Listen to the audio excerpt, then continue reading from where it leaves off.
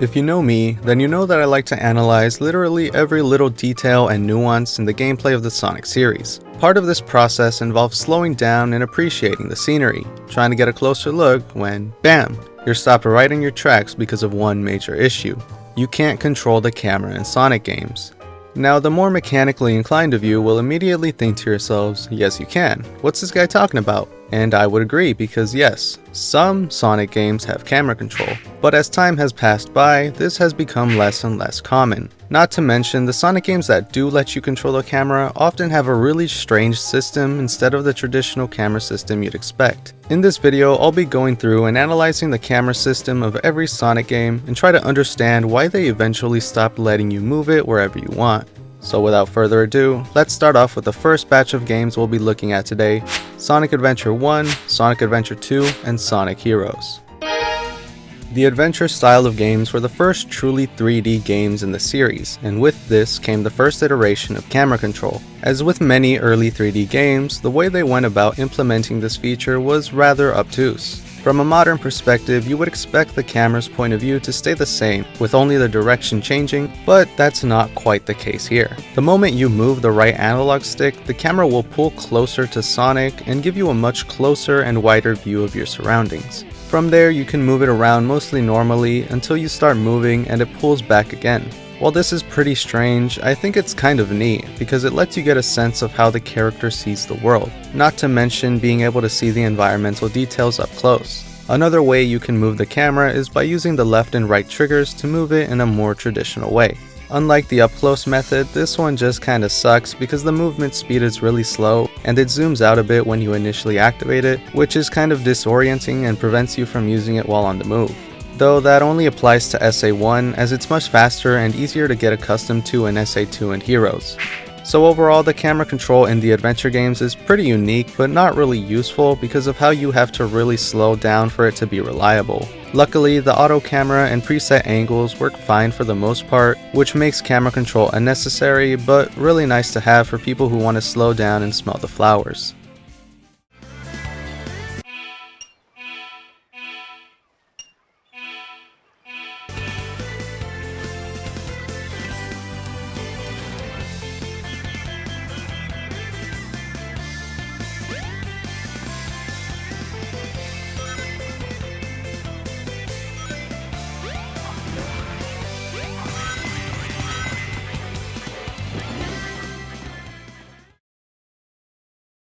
The next batch of Sonic games we'll be looking at are from the Dark Age era, which includes Shadow the Hedgehog, Sonic the Hedgehog 2006, and Sonic Unleashed. All these games have really similar camera systems that are a lot closer to what you'd expect nowadays, only with a unique quirk for each.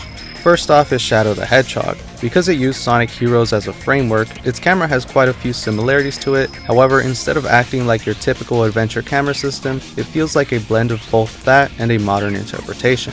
The way it works is when you move the analog stick to the left and right, then it will face that direction like games do nowadays. But if you push the stick forward, instead of the camera facing towards the sky, it will instead zoom into Shadow's perspective, much like the adventure games. Inversely, if you push the analog stick backwards, the camera will zoom out and give you a much wider look at the environment. I think this system is really neat as it tries to give you better control of the camera without getting rid of what the adventure games did, but unfortunately it does interfere with this gameplay style in particular, which can necessitate you scanning your surroundings for enemies, weapons, and collectibles, and not being able to properly look up and down really hinders that. This wouldn't be as big of an issue if you could leave the camera zoomed out, but unfortunately it moves back to its base perspective as soon as you start moving, which gives it the same weaknesses as the adventure games, where it's only really useful when you're completely still. The next game in this era is Sonic 06, which goes for a fully modern camera system that comfortably lets you look up, down, and all around. The only issue I could bring up with this system is that the way it moves can feel a little weird. Floaty would be the best way I could describe it. I think the reason it feels like this is because of the different speeds at which the camera moves depending on which direction it's going. It's weird, but not really a hindrance to the gameplay. One neat feature is you can quickly reset the camera back to Sonic by using the shoulder button, but I never really found it useful except for this moment in Wave Ocean where the camera doesn't properly load behind Tails.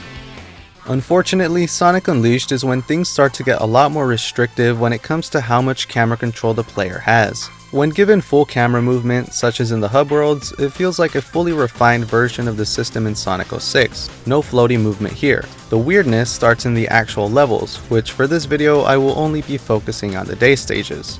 As you already know, Unleashed was the first game to translate the boost formula into 3D, and with this came an emphasis on giving the game a cinematic flair.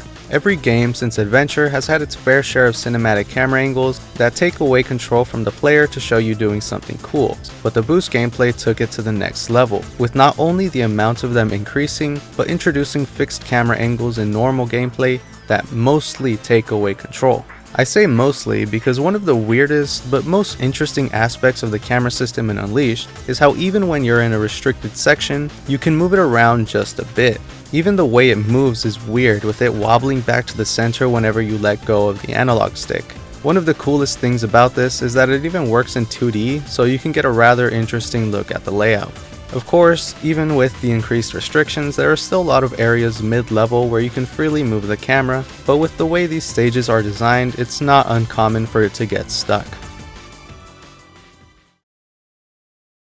After Sonic Unleashed, Sonic Team really wanted to change the way they did camera control, really innovate in a way no other studio was willing to do. So how exactly did they do this, you may ask? Well, they got rid of it, that's how. Sonic Colors was the first mainline game to release without any form of camera control, and I'm going to play devil's advocate here and say that it was pretty much done out of necessity. As you know, it was released on the Nintendo Wii with compatibility for every controller setup, including the solo Wiimote, which if you look closely doesn't have very many buttons. There was no way they would be able to assign a button for all of Sonic's moveset, in addition to saving some for camera controls. It's a shame it's not included, but they honestly had no choice.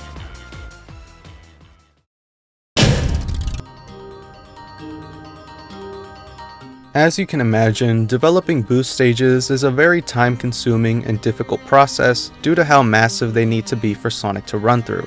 On top of that, they need to take into account the player's ability to look anywhere at any time. This must put a lot of extra stress on Sonic Team, and especially the artists, who have to plan out and make detailed, cohesive environments that most players will most likely boost past without a second thought. If they decide what the player is looking at and when, then it lessens the amount of space they need to fill up.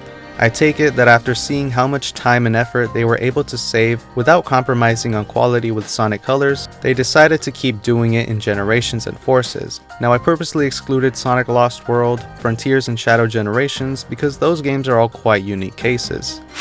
In the case of Sonic Lost World, I think the reason it completely omits camera control is pretty simple. There's nothing to look at. For 90% of the game, you're running forwards on tubes suspended in air with nothing but a PNG background. The current camera system lets the player see all they would ever need to and all there is to see. Sonic Frontiers and Shadow Generations are the first Sonic games in a long time to include camera control, but only in the open zones and not the linear levels. This distinction exists mostly for the same reason as those of the previously mentioned games. Unlike linear levels, the open zones are massive environments that allow the player to go anywhere they set their sights on. With this design philosophy in mind, they need to let the player decide where they want to look at, and more importantly, design these environments to be interacted with from the get-go. So unlike the linear stages, the amount of effort they put into detailing the world feels a lot less like unnecessary work because the player can do more than just look at it.